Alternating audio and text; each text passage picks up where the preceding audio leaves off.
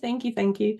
So yes, 8:02, welcome everybody, and thank you for joining us this morning. It does feel like a long time since we have been here.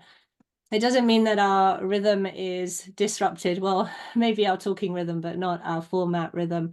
The picture, if you're joining us live here today on the webinar, that you can see on the slide is inside our Senator Burns building and a throwback to where we finished actually just before we headed off on our holidays in February, and a leadership conference that we had a ton of fun delivering over 2 days there.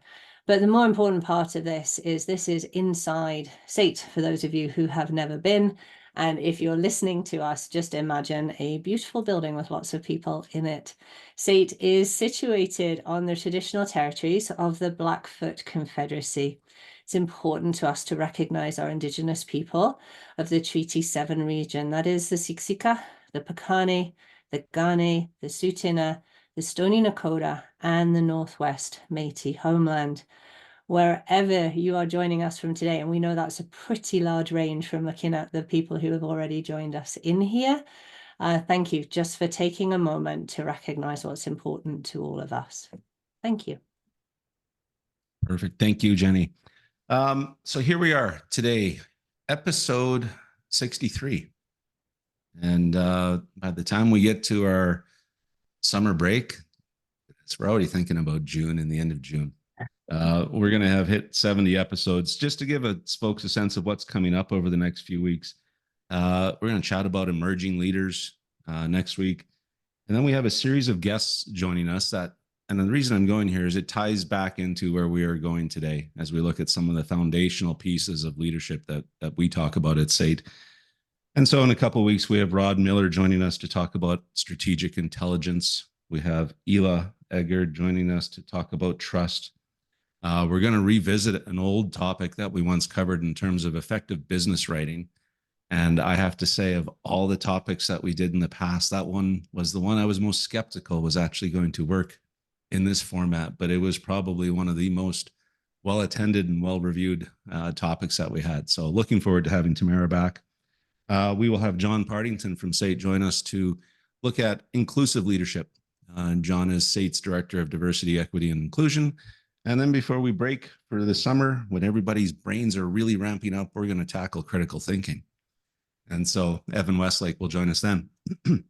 But today we wanted to kind of, I guess, go back to our roots a little bit, Jenny, and think about where all of this started and with the whole concept of the 6 intelligences of leadership, as you so aptly defined, probably back, I'm going to say June, July of 2020. I think it was. And once we got our heads around saying the word intelligences, it really started to make a lot of sense. And so I think maybe we should start there and just kind of revisit what the leadership intelligences are, why we think these are important, and folks, really how they have guided all the conversations that we have had to date.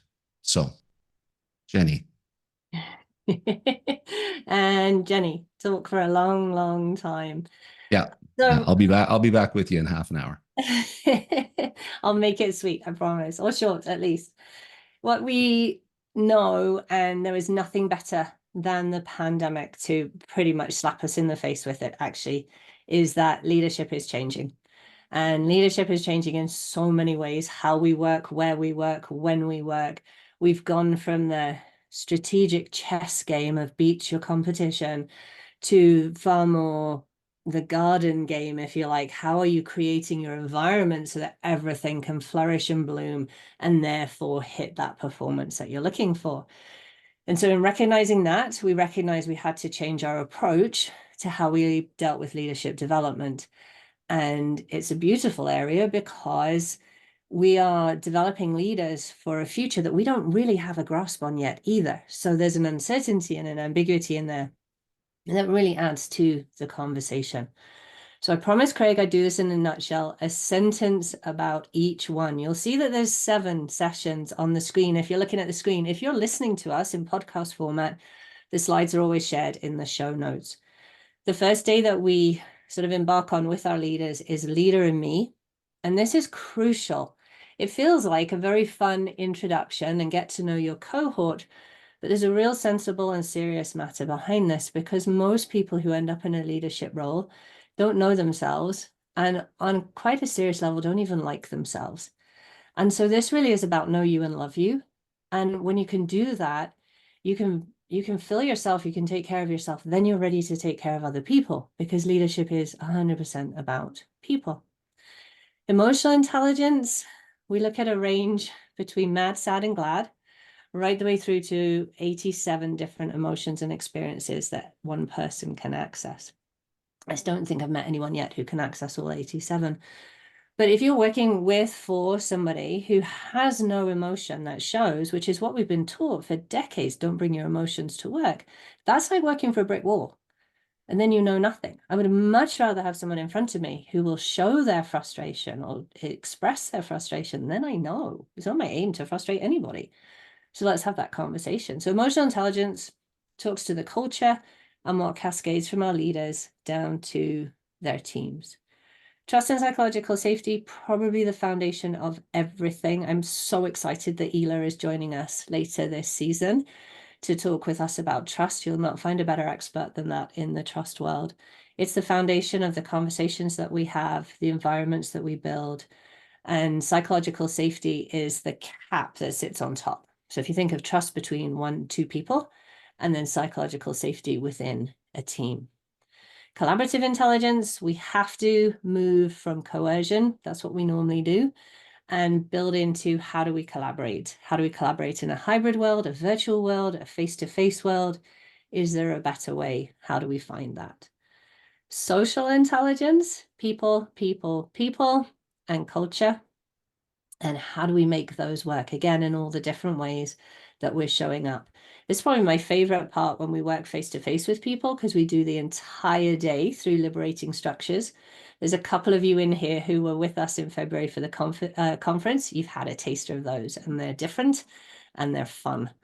And then adaptability, speak no more. Craig, you mentioned the pandemic. How many times did we say pivot in the pandemic? We are changing, change is changing. And so that adaptability allows us the mindset that can flex, that can grow, that can help other people wade through change. What to do with your resistors to change. There's always somebody who's resistant to it. And then last but by no means least, strategic intelligence. Where are we going next? And how do we look out for that? And there's a good part with that zoom in to zoom out to zoom in again, which allows us to see and then to concentrate on our current worlds as well. All right, it wasn't quite a sentence for each one, but that's... I thought it was excellent. So very well done. And I think it's just a great recap of the, and I'll throw it out to the audience here because it's a question I have for you, Jenny, as we look at this. There's a few things that come to mind. Have we missed anything? So folks, as you think about the intelligences as we've described them here and how it relates to the leaders that you work with, the leader that you want to be, the leader that you are, if you were to master all of these intelligences, and I'm not sure we could ever truly master them all, Jenny, that might be a question we dive into here. But have we covered everything? Is there something missing? And so that's something I put out to you because I know we've changed a little bit since we started. We had digital intelligence in place of strategic intelligence. Yeah. And, the pandemic basically forced digital on everybody. And so digital became a part of the strategy that a leader needed to be able to employ.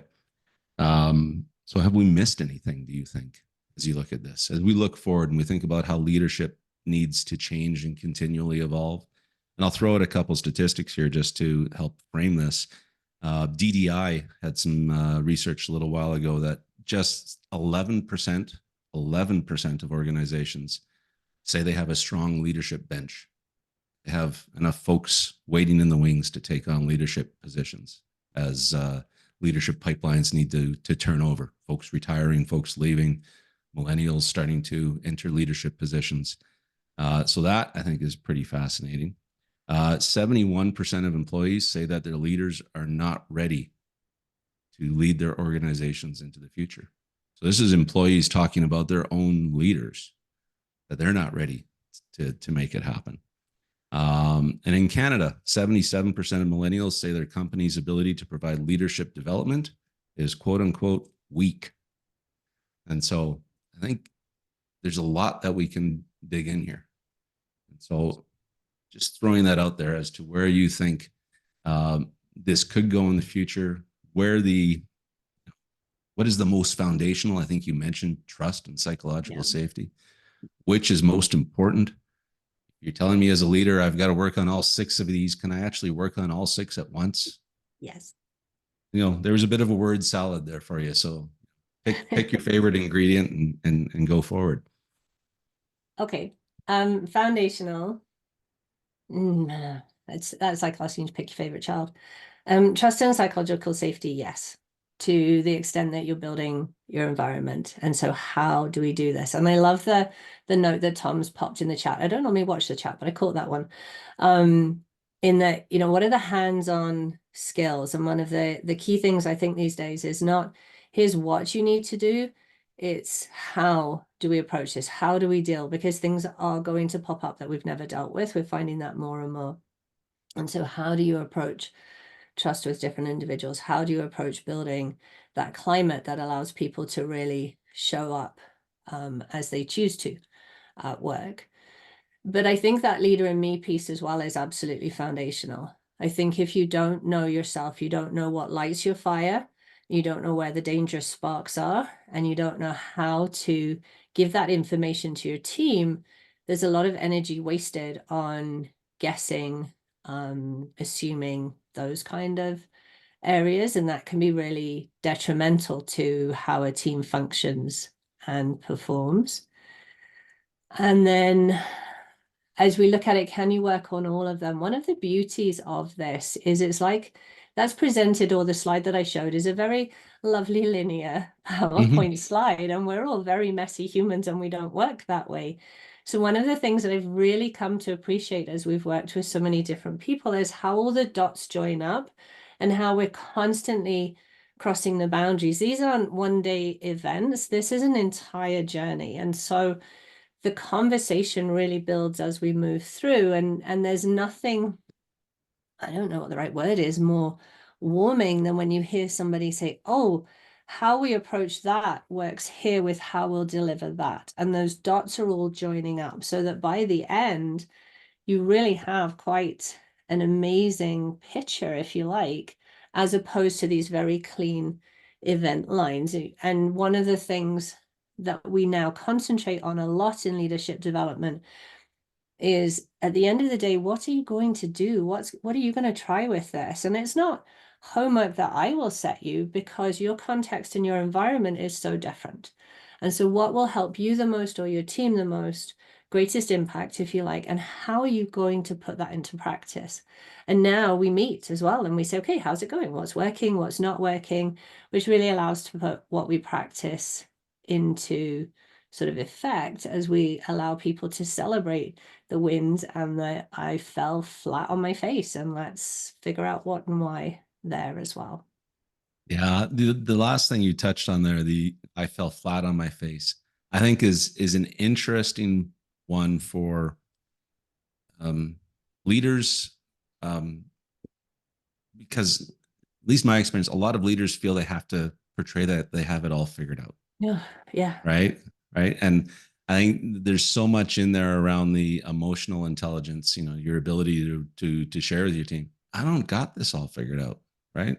As a leader, I'm going to have bad days. I ran a terrible meeting earlier this week, for example. Right.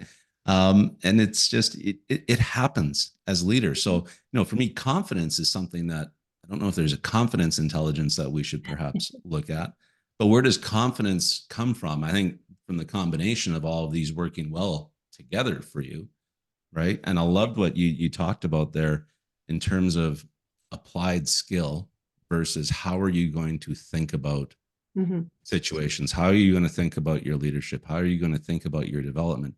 Because leadership is not like other areas of, can you code this properly? Can you pick up this wrench and turn this? It's not a checkbox where you can just demonstrate competency. No. Right. It is far more nebulous than that. And I think that's one of the challenges we've always talked about, because we kind of chuckle about when we get into academic assessment of leadership, is how do you actually create a pass fail assessment or test, or you got a 95% on leadership. Yeah, that's a soapbox and a half. Let's stick with the we need to be perfect version. And I was talking to somebody the other day, I think it was Bob Marley, who said if you look at everything that we consider to be beautiful, the moon has craters in it. It's not perfect. The sea is deep and dark. I think that's what he spoke about. And so we have to lose that association with being perfect the whole time. And so confidence, imposter syndrome, between leader and me and emotional intelligence, actually, we talk a fair amount within there. And, it's any one of these, you could go for weeks like that. And that's one of the beauties. We curate to what's needed within the different areas. And so with that, back to the perfecting piece, that's probably the best way to look at it. If you hold that perfectionism piece, is don't use it as a label that you're aiming for, use it as a verb. I am perfecting this is a really good way to work with it, because we're all absolutely allowed to be, aiming to perfect something. But when you pop it as a label, that's impossible. That's the bit that we can't live up to. We haven't yet found or, can do perfect, but we can always be working on it. Yeah, absolutely. And leadership, to your point, it's a behavior, it's a journey. Mhm. It's not a checkbox exercise. It's not like one day somebody says, yes, you're a leader. Done. You're Well done. done. Thank you. Next job, right? A couple other comments have come up here around skills, perhaps ideas. Financial literacy. Absolutely. I think there's leaders more and more have to understand their finances. And I think Jenny is going to be well suited to run that course. As she always says, she does everything sensible but numbers. Nothing Right? sensible and no Nothing numbers. sensible, right? No, it's very much a skill set, and It perhaps is, and it's needed. fits into strategy to an extent. Resilience, intelligence comes up here, and I think we could probably touch on how that falls into emotional and then trust and psychological safety to an extent. And actually, in adaptability intelligence, we take a Yes. good look at resilience. And you're not working in this every day, Craig. It's okay. So within adaptability, we look at team resilience. So team resilience is different to individual resilience. You can have a team who individually are super resilient, but team resilience is low. And so that's where we lean in on the resiliences within adaptability and looking at team resilience. Obviously, in our own offerings that we have the resilience at work, and we can take a look at individuals there if we need to. But in this, the focus is team resilience. It's good. And another comment that's come up here that, Courtney, I love this, is perhaps humility is more important than being confident. Let's have a blend of the two. I love that. Yes. Yeah. And that humility is difficult. We all have an ego, and the way that we've been taught to work with our egos is very different for all of us. Most of our leaders in the workplace now have followed role models or been taught by a very, let's just call it legacy leadership. It was a different way of doing it. And people coming into the workforce who are in the workforce and the way that we work is looking for something completely different. And so there is a huge part, Courtney, I think you said, who put it in there, to having that humility with that confidence as well. Yeah. Maybe double click on that a little bit, because you trade. I've mentioned millennials in here as well. And so let's maybe perhaps talk a little bit about how, I can't believe I'm saying that generation, but how that generation is looking for something different versus perhaps you or me, in terms of the leadership that we've experienced, the leadership that we exhibit now. And I think, especially because so much of this that we talk about is based on the fact that leadership pipelines are turning over in organizations. Mm-hmm. We know over the next 10, 15 years, as the baby boomer generation moves out, a lot of them might be out right now, but as that continues to go through, we're going to have younger and younger leaders step into positions that they've never been in before. And so, what kind of implication does that set for organizations and individuals on this call who may be leading millennials? It's a good question. This is the first time ever, I think, that we've had 4 generations in the workplace at one time. I think that's where we're at. And what's curious to me is there are differences, but there are also an awful lot of similarities that we don't pay attention to. And so it's helpful to come back to, at the end of the day, you're working with humans. And then it's helpful to look at what we've grown up with. And I think all too often, and it comes for different reasons from different people, is we're a little bit afraid. And so the millennials coming in, I think the reference that comes to them is digital natives. They, I didn't grow up with a cell phone, Instagram, Snapchat, all those things at all. And now they're an everyday part of what we do. Our younger generations in the workplace absolutely did and are far better at that than me. EDI, we grew up with a very set model that we were taught and that we learned, and we know that led to hundreds and hundreds of biases that are not helpful nor productive. And I've said this before on this show, if I need EDI advice, my first stop is our 15-year-old. Actually, any one of our kids is better than us. And so I think the best way for leaders and for individual contributors, though, is to embrace the energy and the vibrancy that comes from all of these places. And to remember that when we do get resistance, and you will, because we're human, is resistance usually comes from not wanting to be disappointed, or it's an energy of care. And how that energy of care is displayed, sometimes it comes out as anger and frustration and whatever else, but you don't get that for no reason. And so embracing it and figuring it out is going to be more productive than ignoring it or saying, oh, it's just that older generation, they don't know. And we have to, I think here's where the humility comes in. People are different and they have different needs, and tied up in all that, the difficult part for the leader is you still have to hit performance. And how do you make that work as well? I don't know if I answered that in there. No, it's just, it is interesting just how perhaps the burden or the stress that is put on leaders today, to your point, now working with 4 different generations in the workforce. And many of us may not have 4 different generations in our current team, but Yeah. it is something that leadership has never had to deal with before. And I think that's where you do start to see some of those conflicts between, well, this is how we used to do it, and kids would just come into work every day as opposed to want to sit at home and work remotely, et cetera, right? We used to have tic tac, not TikTok, but that's so. To get more serious, though, there's a question here I want to get to.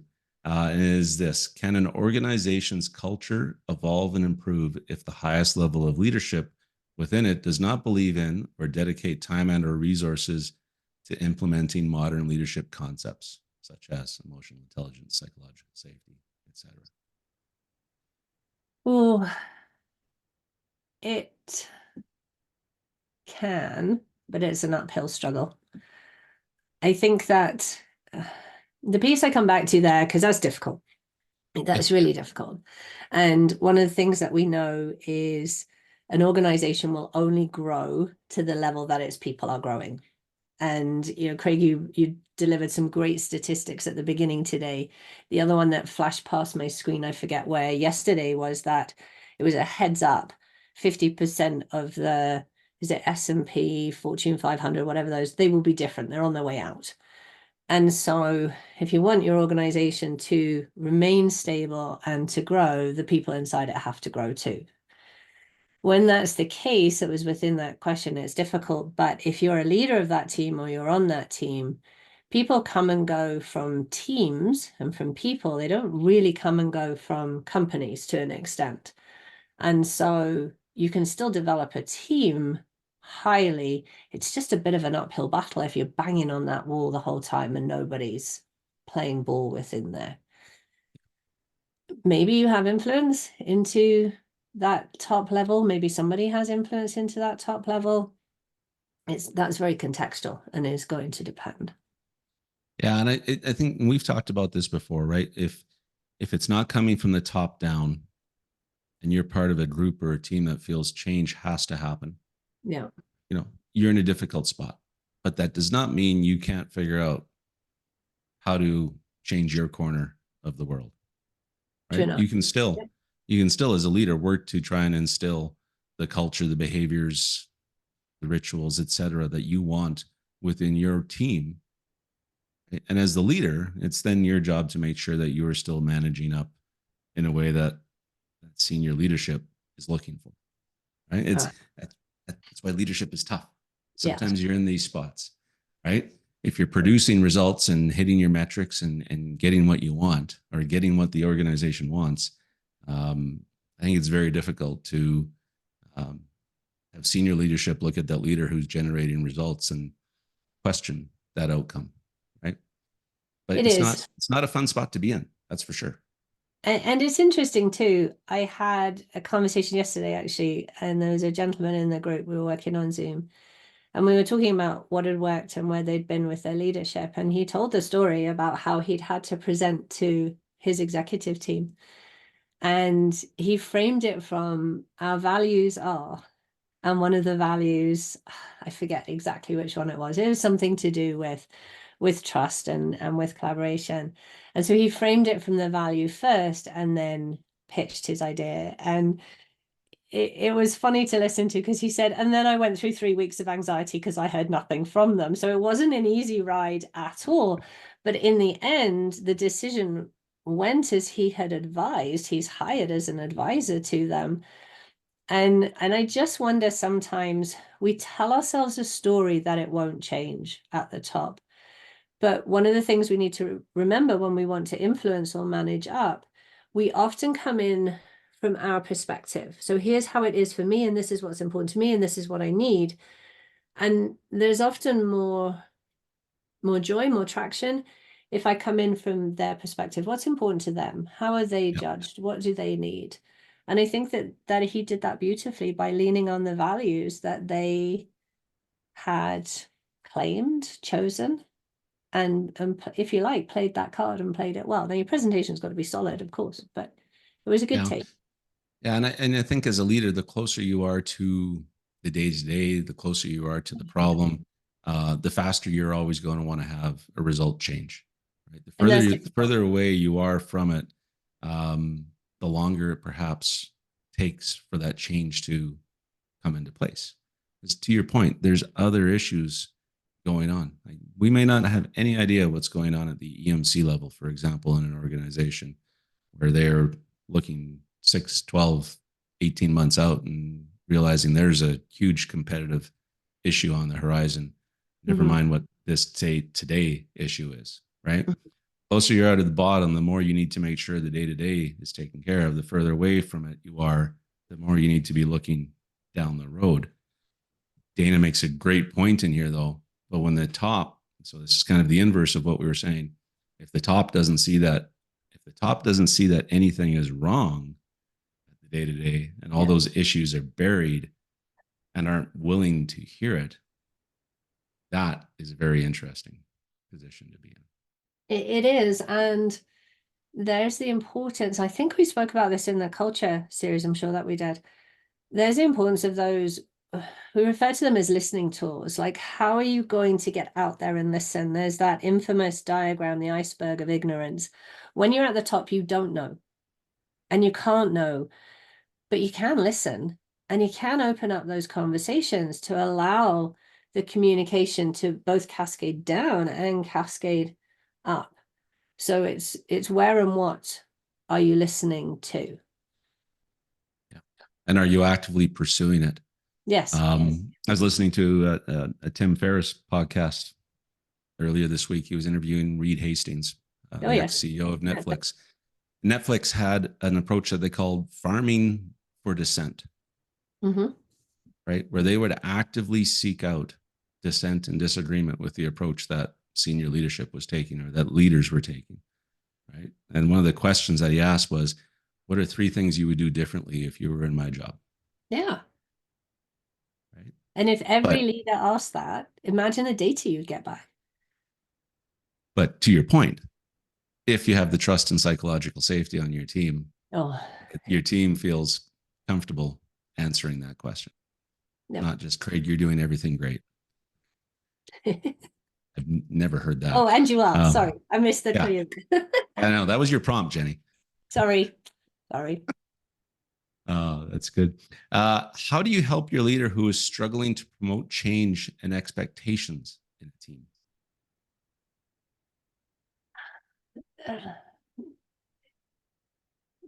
Yeah, I think the first conversation is what's the struggle? If you're struggling to promote the change, you probably have a problem with the change and understanding the change. And that comes down to often what we see in organizations is metrics cascade down rather than meaning. And so help that person understand the meaning and the belief and the knowledge, the why, if you like, behind it. And then that helps them to promote it. Because if they can't buy the why, they can't sell it down or influence it down to their teams. If it's a strong resistance, back to what I said before, most often resistance comes from people who have been disappointed or let down before. And so once again, it's a conversation digging into what's causing that. 100% agree. Switch gears a little bit. We've talked about the challenge that leadership now faces, different generations. One aspect of the millennial generation is their expectation around meaning and development. Another interesting statistic to bring to the foreground here is from the Conference Board of Canada. 64% of Alberta employers indicate developing their employees' leadership skills is a major challenge. The reason why the most in-demand skills are what I'm going to describe as probably more nebulous than tactical: critical thinking and communication, problem solving and decision making, strategic thinking, creativity, and continuous improvement. Right? And so maybe we could chat a little bit about leader. How do you? These are all great skills to have. Everybody needs to have them. I think we all look for these check marks. Yes, you've got it. Yes, you're improving. You've gone from a 60% on strategic thinking to a 75% on strategic thinking. Right? As a leader, how do you build in opportunity to develop your team's skills in these areas? Oh, it's a good question. It will depend on your environment, but a lot of it too depends on the opportunity that you're creating for them. So two things that we can do at work. We can execute or we can innovate. And one of the mistakes that we make is that we think that innovation should be, there's that magic word, for the innovation team.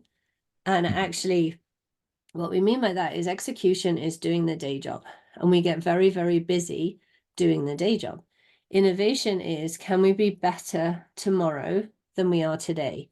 And take that loosely, because we're not saying every day stop to innovate. So maybe can we be better next month, or can we be better next quarter, whatever that looks like for your team, depending on the cadence that you have. The piece that leaders face is execution becomes very much about grabbing the results, but all you're doing is doing. And if you're head down and doing, you're not looking up and noticing what else is happening and what else is going on. And your team, to your point of what we were just talking about, your team knows so much more than you do. And so I think the first step in there is creating this space so that people can actually come together and solve problems and collaborate on different challenges and play and literally play in that space. There, somewhere I read that teams could do with playing half an hour of Mario Karts per day together. And that apparently would help. I'm awful at Mario Karts. My kids play with me just so I'd lose. But we're so set in the way that we do things that we're not prepared to think differently. And meetings, how we meet is a good example of that. And you and I have bashed that thought around a lot over a lot of our past episodes, but it's still coming up. And what are you going to cause to happen? Sometimes you're going to solve a problem together. Sometimes you're just going to collaborate on something. We need to go beyond that pure execution and open up to the idea of innovation. And sometimes if you've got the time, if you can make the time, not got, we've all got time is consistent. If you can make the time, what if we looked at something that was completely out of our current realm? So when I was in Denmark recently, and the design museum there had an exhibition on the future of work. And some of the points in there, I'm like, whoa, hold on a second, I hadn't even thought of that. So what if we took those kind of problems and said, okay, what if nobody actually worked for a company? They were all gig workers and they just accepted something that came into a computer. How will we do what we do with that going on? What would that look like? And if you buy into the yes and, yes if, all those, sort of ways of thinking, you're expanding the way that your team looks at that. But in order to do any of that, we have to pause to stop. Yeah. And I think, and we've chatted about this before, I think there's a fear at times, maybe that's not the right word, a resistance to pausing, because if we pause, you're not doing. Right. And if you pause and your leader's leader looks at you and says, what are you guys doing? What do you mean you're taking an afternoon to pause and reflect? It's what we call a time investment. Exactly. Right. And so I think we need to realize, I think it's fair to say that for most of us within our calendar in a given week, if we wanted to carve out an hour for good reflection, you could probably make it happen. Right. I think there's a lot of flex in our calendars, and it's just a matter of being able to build that in. And then how do you expand that to your team? The comment about taking a look at a problem entirely different, like outside of your work, I think for me, it just kind of opens up the concept of you're not married to what you think the outcome should be. Mm-hmm. You're not tied to, well, this is how we do it here. Because immediately when you're working on a problem at work with your team, what comes up? We can't do this because of this. They won't do this because of that. This has always been an issue. It's never going to change. Why are we working on this problem? It's never going to, we're never going to make an impact on it. So step outside and look at a different example. All of a sudden, oh, an idea that you could maybe cross pollinate to bring back in pops into mind. I don't know. You've given me an aha moment this morning, Jenny, right? Yes. But to your point, okay, can I work on all these intelligence at once? To be in that situation, you're sitting in collaborative, social, adaptability, and strategic intelligence, and you can't make that meeting work if you don't have emotional intelligence and trust and psychological safety. We absolutely do all of them all of the time. And so when you hear, and those are common, I love the ones that you pick up, they'll only say this, we'll only classic blockers and obstacles and ceilings. And when you think about it, a roof is a man-made creation. We don't have to have a ceiling. Okay, what if we could? Yes, if, yes, and how do we look at that differently? And there's so much, and sort of within there too, that drives an energy when we start to think of the possibilities. It's kind of cool. Yeah, and and if your team can be inspired by possibility, what a great way to keep them motivated and moving forward. So, and I agree with that, and I'd add a warning too, because many people have grown up being driven by a results focus. So just to expect them to be inspired by possibility is scary the first time that you step into it. And so just having that awareness and how you set that up for them. But the joy of it is it's open. We can go anywhere. We don't have to stop at 10. We can go as far and forward as we want. Exactly. Speaking of going anywhere, I think we need to go on to wrapping up the conversation. Leave folks with our big idea. Going quick. Yes. Okay, let's get back to the technology. We're reaching that time. Yes. We'll see. That was me trying to stretch again, Jenny, for you to get the PowerPoint running. We'll see if we can get it there. There we are. Okay, so if you are joining us for the first time ever, we endeavor to wrap up every time with one big idea, two things that you can take away from this conversation and put in straight away. Do it this afternoon, do it next week, whenever. We're trying to make that useful and helpful to you. And then three questions just to ponder as we head into the end of our week's Friday and the weekend. So I put the big idea this week, one big idea. And Craig mentioned this earlier, so important. Leadership is a behavior and leader is a role. It doesn't matter if you don't hold the title of leader of or team lead or whatever that might be. Anybody at any time can step into a leadership role or into that behavior piece that creates it. And one of the things that we're learning more and more and more is your own self-awareness is absolutely key. Craig talks about team reflection. Maybe there's a personal bit of reflection there too, because how you're showing up really, really matters. Which takes us into our first strategy to take away is self-reflection. One of the key competencies that is sort of paramount to leaders now. Where do you need a refresh? So think about, what are you doing currently, or what commitments do you have that is simply down to inertia? You do them because you've always done them. This is the way you've always held your meeting, right? So what got you to here isn't going to get you to where you next want to be. Take 15 minutes, take 10 minutes. What are the things that you do just because that's what you do? And how can you refresh that, relook at it, and step into something new? The more that you practice it yourself, the more that you can model it and show other people as well. Our second strategy here, wonderful sort of visual from Liz and Molly. And it's so, so important. We live in calendars that look like Tetris. As you all well know, I just had a wonderful break, about 2.5 weeks. I didn't open my computer once in those 2.5 weeks. And I would have said that I was tired. I wouldn't have said I was desperate for a break, but it is incredible what happens when you disconnect for a little while.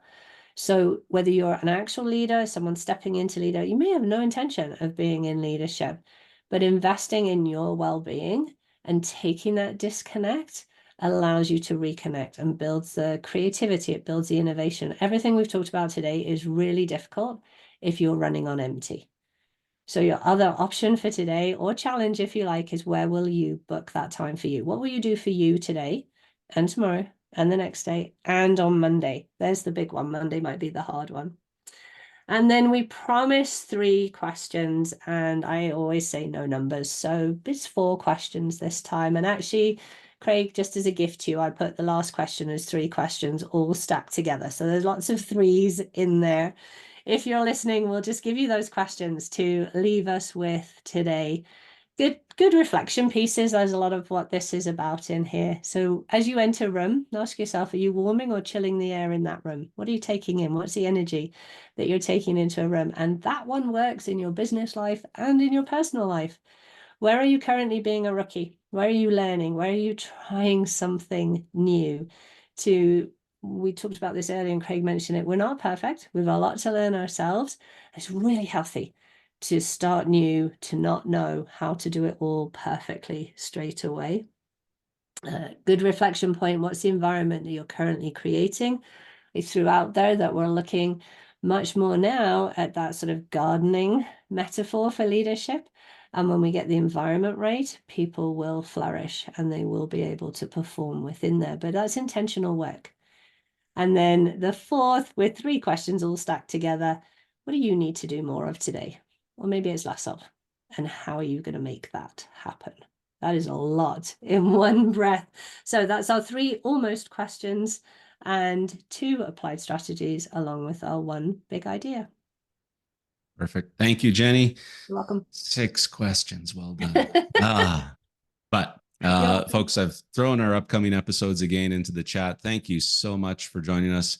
Have a wonderful weekend. Here's, if you're in Calgary or Alberta, here's hoping this is the end of the snow for the season. It's likely not. And if you're still with us from Houston, here's hoping it never does get down there. So, Jenny, have a great weekend. As always, appreciate you. And we will talk to you all soon, folks. Take care. You too, Craig. Thank you.